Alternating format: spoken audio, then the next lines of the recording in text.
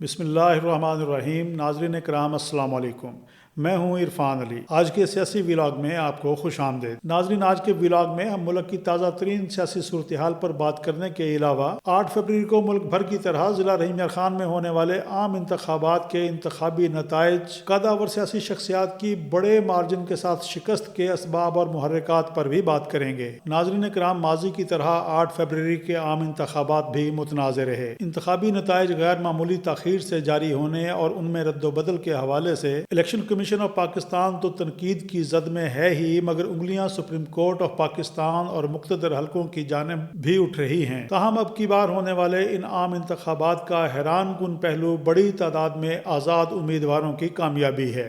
8 فروری کے انتخابی نتائج سامنے رکھیں تو سیاست گروں اور دانشوروں کی توقعات کے برعکس اسے ملک کے سیاسی منظرنامے میں ایک بڑی کروٹ قرار دیا جا رہا ہے۔ اور یہ جو ووٹ پڑا ہے، میری طرح کیا آپ کو نہیں لگتا کہ یہ عمران خان کے حق میں پڑھنے سے زیادہ کسی کے خلاف پڑا ہے؟ لوگوں نے نواز شریف اور آصف زرداری کو نہیں بلکہ ہرایا انہیں ہے جن کے بارے میں یہ خیال ہے کہ وہ جسے چاہیں ہرا دیں اور جسے چاہیں جتوا دیں۔ سوچا سمجھا خیال ان کا یہ تھا کہ عمران خان کے بغیر اس کی جماعت بے وقت ہو جائے گی، وہ جیل میں ہے تو اس کے ساتھیوں کو ڈرا دھمکا کر رکھو، بات پھر بھی نہ بنے تو الیکشن سے پہلے سائفر کیس، توشہ خانہ کیس، پھر عدت کیس، یعنی سزا پر سزا دیے جاؤ۔ لوگوں کے پاس یقین کرنے کے سوا چارہ نہیں رہے گا کہ اتنی لمبی سزاؤں کے بعد اب عمران خان وزیر اعظم تو بن نہیں سکتا، یوں الیکشن کے روز لوگ گھروں سے شاید ہی باہر نکلیں۔ اگلی منصوبہ بندی یہ کہ قوم جاہل ہے، ان سے بلے کا نشان چھین لو، نہ سمجھ ووٹر پرچی پر امیدوار کا نشان ہی ڈھونڈتے پھریں گے۔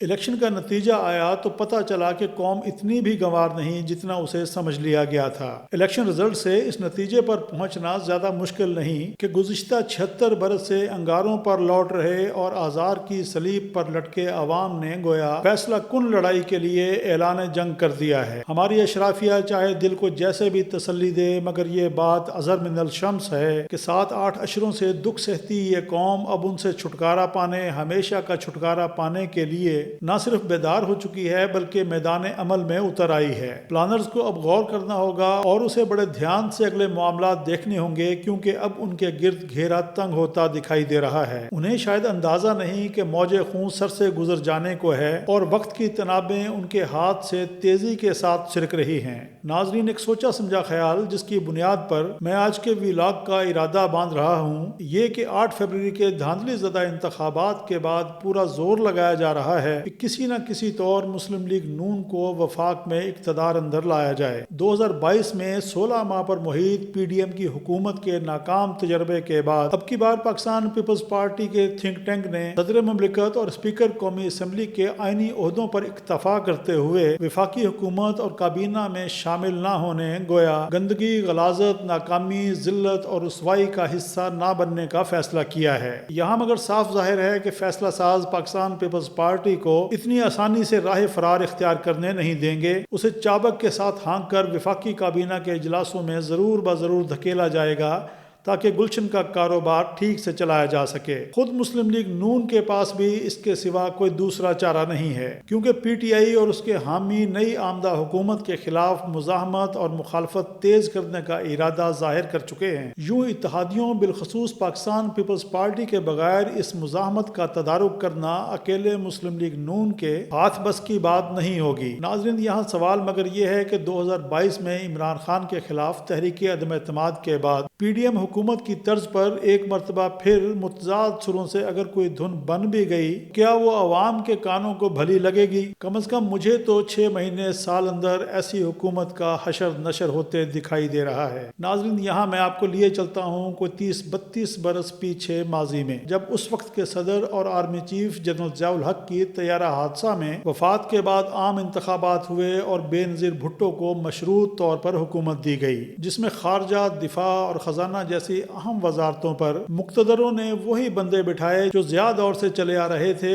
اور بینظیر بھٹو کو ان شرائط پر سمجھوتا کرنا پڑا تھا۔ ناظرین، حکومت سازی کے حوالے سے بادی نظر میں یہ صاف دکھائی دے رہا ہے کہ اگر مسلم لیگ نون کے صدر میاں شہباز شریف کو وزارت عظمیٰ کا قلمدان سونپا گیا تو فیصلہ ساز قوتیں وفاق میں خزانہ کی وزارت اسحاق ڈار کے حوالے کسی صورت نہیں کریں گی۔ اسی طرح کچھ دوسرے نگران وزراء بھی اگلی کابینہ کا لازمی حصہ ہوں گے۔ اب آپ سوچیں کہ پاکستان مسلم لیگ نون کی ایسی کیا مجبوری ہے کہ وہ ایک ایسی حکومت لینے جا رہی ہے جہاں وزیر تک وہ اپنی مرضی کے نہیں رکھ سکیں گے۔ باخبر حلقوں کا کہنا ہے کہ نواز شریف اور ان کے رفقا لاکھ چاہیں مگر اس مرحلے پر پاکستان مسلم لیگ نون کے لیے وفاق میں حکومت سازی سے پیچھے ہٹنا ممکن نہیں، کیونکہ ملک کے سب سے بڑے صوبے پنجاب کی وزارت اعلیٰ وفاق کی حکومت کا توق گلے میں ڈالنے سے مشروط ہے، ورنہ کرسی نشین حکمت گر پنجاب میں مسلم لیگ نون کی بساط الٹنے میں دیر نہیں لگائیں گے۔ ناظرین، کبھی سنا کرتے تھے کہ ملک نازک ترین دور سے گزر رہا ہے، اب مگر سنجیدہ بات ہے کہ ملک واقعی اپنے انتہائی نازک دور سے گزر رہا ہے۔ تلخ حقیقت تو یہ ہے کہ وطن عزیز اقتصادی اور معاشی طور پر تباہی کے ایسے گڑھے میں گر چکا ہے کہ جسے کوئی مائی کا لال باہر نکال سکتا ہے نہ سنبھال سکتا ہے۔ 8 فروری کو ہونے والے عام انتخابات کے نتائج نے صورتحال کو مزید گمبھیر اور پرپیچ بنا دیا ہے۔ اسکورنگ بورڈ پر آویزاں سیاسی جماعتوں کے نمبرز پر ایک نگاہ ڈالیں تو وفاق میں حکومت سازی کے لیے سادہ اکثریت کسی جماعت کے پاس نہیں۔ صاف دکھائی دے رہا ہے کہ آنے والے دنوں میں کھینچ تان کر بنائی جانے والی حکومت برائے نام اور بے اختیار ہوگی۔ تمام بڑے فیصلے کرنے کا اختیار مقتدر حلقوں کے پاس رہے گا۔ یعنی 8 فروری کو انتخابی بساط بہت سوچ سمجھ کر بچھائی گئی تھی۔ ناظرین، یہاں سوجھ بوجھ اور سیاسی بصیرت رکھنے والے ملک و قوم کے بہی خواہ